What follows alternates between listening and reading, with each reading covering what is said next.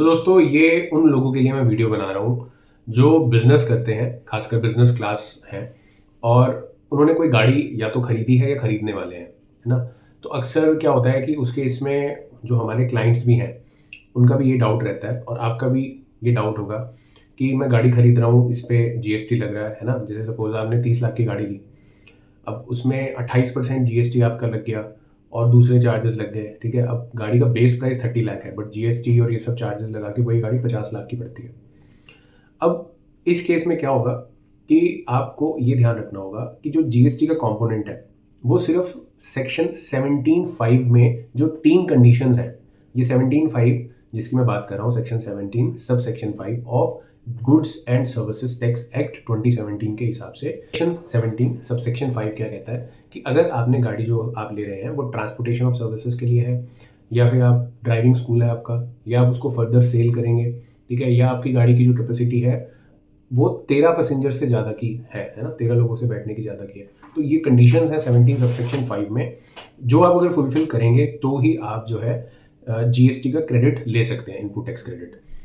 अब इस केस में क्या होगा, आपको जो 28% जीएसटी आपने सपोज़ 30 लाख पे 28% बनता है 8,40,000।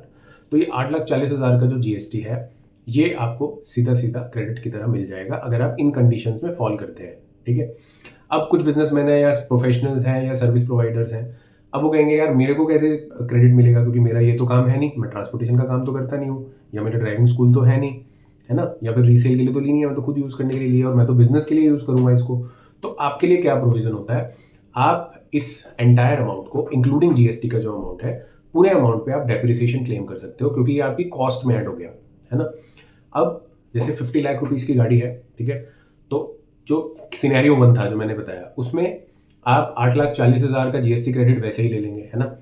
बाकी सेस इसमें लगेगा, 22% के अराउंड सेस लगेगा, तो 30 लाख का 22% हो गया सपोज़ 6,60,000।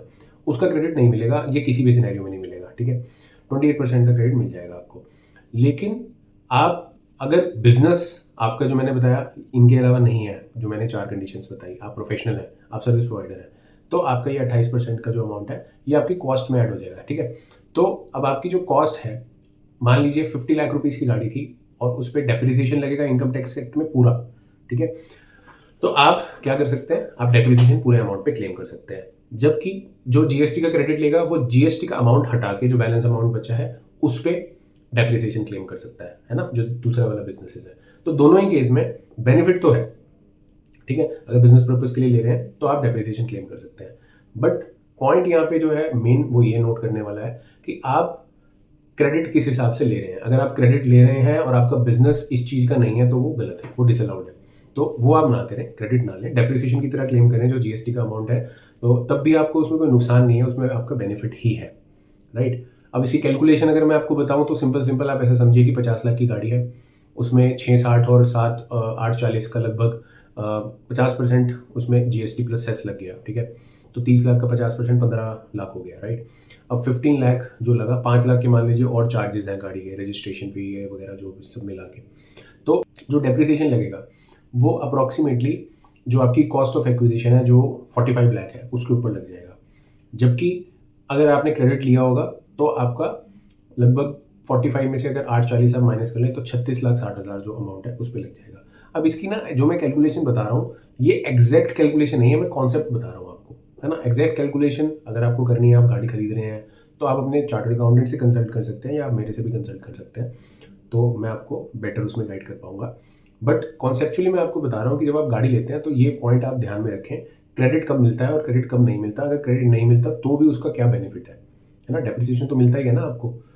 तो अगर आपको ये वीडियो अच्छा लगा हो, तो ज़रूर इसको शेयर करें और हमारे चैनल को सब्सक्राइब ज़रूर करें।